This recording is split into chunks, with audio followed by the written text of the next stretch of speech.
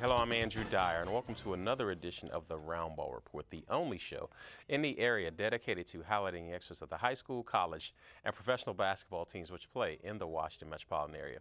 And here with me again is my co-host, former Georgetown University and Holy Cross High School star, Monica McNutt. Monica, got another great show again tonight. We do have another great show on tap. I'm excited to be here, as always. Thanks for checking us out. Right, and we've got our first guest, but before we introduce her, we want to introduce a nice one-on-one interview that she had recently with the Mystics point guard, Ivory Latta. So check it out. With the Washington Mystics' newest superstar, Ivory Latta. How are you doing today? Oh, I'm great. Thanks for having me. Thank you. I have to say, I am very excited to have you here. Like I told you before when I met you, I have been following you forever. So I am happy to see you be a part of this team. So let's stay with the Mystics. Let's talk about the team this season. How is it going so far under the most winningest coach, Coach Tebow? Oh, man, Coach Tebow is a great coach. I love playing under him. He's a great leader. One thing I like about him, he motivates us to go out there and play hard every single game. And the team is doing well. We can always do better. And like he told us the other night, he don't want us to be a good team. He wants us to be a great team. So it's a lot of things that we're going to have to clean up and polish, and everything's going to work out for us. So as a player under Coach Tebow, do you feel like you understand what he expects from you and the leadership role and as a player? You know what? The funniest thing, we still learning each other. You know, me as a point guard, I'm an extension of the coach while I'm out there on the court. And, you know, I'm still learning the things that he wants me to do. I'm going to get it, trust him, believe me. And the great feeling is to be a point guard under him is he believes in me. And, you know, this is the first coach I can say that I had in the WNBA that actually believes that I can go out there and get the job done. So I go out there and I give my all to make sure, you know, this team get wins. And, you know, I'm doing the right thing for him. And that's good because I know as a coach myself, I understand what it is to have a player that's confident in their coach because I think you play better. If you're confident in your coach's skill and your coach is confident in you, you tend to go out there and you play better and you give your all. So yes, that's very, very important. So I hope you guys get that chemistry together. So let's talk about the team personality. After playing on, let's see, Detroit Shock, Tulsa Shock, Atlanta Dream, how's the personality of this team? Do you feel like you guys are getting the chemistry together? Man, the chemistry off the court is amazing. There's so many personalities in that locker room. I can't even describe it. You know, we never have a dull moment off the court. On the court, we still learning each other. You know, last year, there's only 4 returning players from last year, and everybody's new. So it's like when you get a bunch of women together, them personalities sometimes collide, but at the same time, it's a work in progress. And once we get it together, man, I'm telling you, we're gonna be a force to reckon with.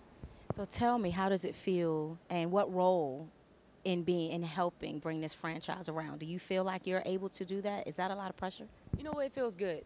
You know, at the beginning of the season, he told me he told the media and everybody that he was looking for a point guard, and I was just honored for him just to call me first and, you know, and say, hey, we want to make you a deal to come to D.C. And I talked to him for maybe like 5-10 minutes, and I hung up with him. I called my agent. I said, I'm going to D.C.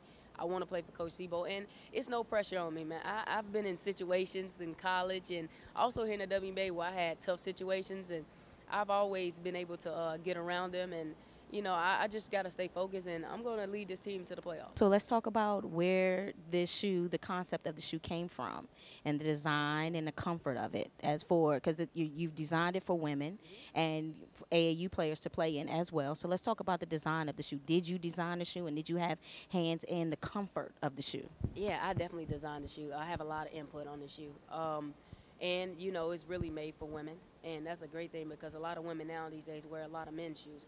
But with this shoe, it is like you say, the comfortability is amazing. My experiences, in the past I had lower back problems, knee problems, but ever since I've put my foot in this shoe, all my problems has pretty much went away. Because, you know, it fits our hips and the way we jump up and down with our knees and different things like that. It's more of a great protection shoe, but the design is really something that is very important to me. Before we go, I would like to also touch base and say congratulations, Coach. Well, thank you. Thank you. I had to get used to people calling me Coach Latta now. So you want to let everyone know where you're going to be coaching in the fall? Absolutely. In the fall, I'll be going back to my alma mater, the University of North Carolina at Chapel Hill, Tar Heels, baby. Back home. Back home. It's going to feel good. I'm excited. I'm nervous at the same time, but I'm going to be learning under a great coach, under Sylvia Hatchell, Hall of Fame coach. Man, I know I'm going to learn a lot, and at the same time, Coach T was like, you going to call me in December? He's like, your hair going to fall out? You just going to get frustrated and everything. I was like, Coach, I'm going to call you for some tips. So I'm real excited. It's a great opportunity. I'm very blessed for all these opportunities that God has presented for me. So I'm just going to take advantage of everything. Well, I congratulate you on the shoe and the coaching job. I think that's going to be a great opportunity for you. We look forward to seeing you on the sidelines. I'm going to have to make a trip down there and talk to you in the middle of the season to see how it's going, to see if you're actually really losing your hair. We'll see. I applaud you for all the effort that you put out and everything that you do, and congratulations on the shoe. Thank you. Thank you. This is Nikki Lewis for the Roundball Report. Back to you guys at the studio. Love that. Lots of energy out of Ivory Latta. And, of course, our very own Nikki Lewis, who was in two places at once because that interview was live. And now she joins us in studio. Through the magic of television. Through the magic of TV. Nikki, so, I mean, that was awesome. It seemed like Ivory had tons of energy. The shoe looks good. Yes. I mean, how was that? It was a great interview. I mean, I followed Ivory for a long time. Yes, I was sort of on creep mode with it, and I did have to laugh at myself. But I've been following her for a long time. So to hear that she had a new shoe, the new coaching job, I felt that it was good to have that one-on-one interview and give her an opportunity to talk about the shoe and introduce the shoe to the public. And it's just great to see her, a young lady that was such a dynamic player in college but got hurt at the start of her career, hadn't played to her capabilities, but now has a fresh start and was actually sought out by Coach Tebow to run his show and is doing a great job thus far with the team. Yes, I think she's a great floor general for the Mystics, and she did talk about how Coach Tebow called her and offered her the job, and she said she didn't want to play anywhere else. She told her management, I'm going to D.C., and she said she's very happy to be here. She loves the team and excited about her new coaching job. Wow. Wow. Bright future. So obviously she says she loves DC. The Mystics seem to be on a little bit of a, I don't want to call it a tear, but as of compared to recent history, they're having a much better season. They've already eclipsed last year's win total, right? Yes, they're 7-7. That's 7-7. We just won't all right. But anyway, they're 7-7. Yes. And they just beat San Antonio at home, and then there's another game on Tuesday where they'll play San Antonio here. So they're doing, I think they're having a better season, and it could be because of Ivory Latta and the new recruits and the rookie Taylor Hill, and we have Kia, there's Kia Vaughn. So I just think it's a better team this season. They're doing a lot better. Well, we know you're going to be following the progress of the team and may have more exclusive interviews for us throughout the year. Yes. But speaking of rookies, since you were last here, we had the draft, and the Wizards not only drafted Otto Porter, and they got Glenn Rice Jr., but these young men are getting a chance to show their wares or getting worn out, one or the other, right now in the summer league. But it's a learning experience. So talk about what your first impressions have been about Messrs. Porter and Rice. I think they're going to be an exciting add to the team. I mean, everything goes up from here. That's how I look at it. I think they're going to be a great asset with scoring and aggression and just looking better overall as a team coming up this season. And I think that the D.C. fans need that.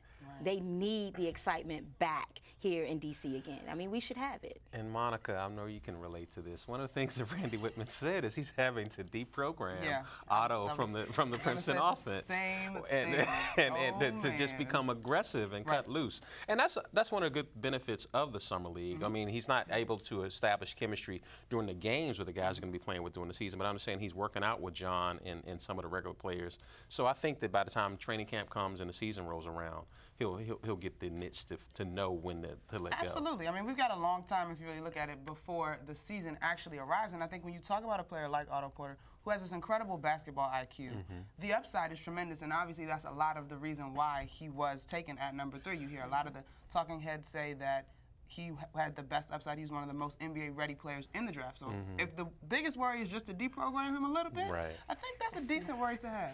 And Nikki, the interesting thing in watching the games is they talked about his ability to do it all. But with the summer league team, he's expected to be the primary scorer, and I see him trying to create opportunities for guys that aren't going to be a part of the team.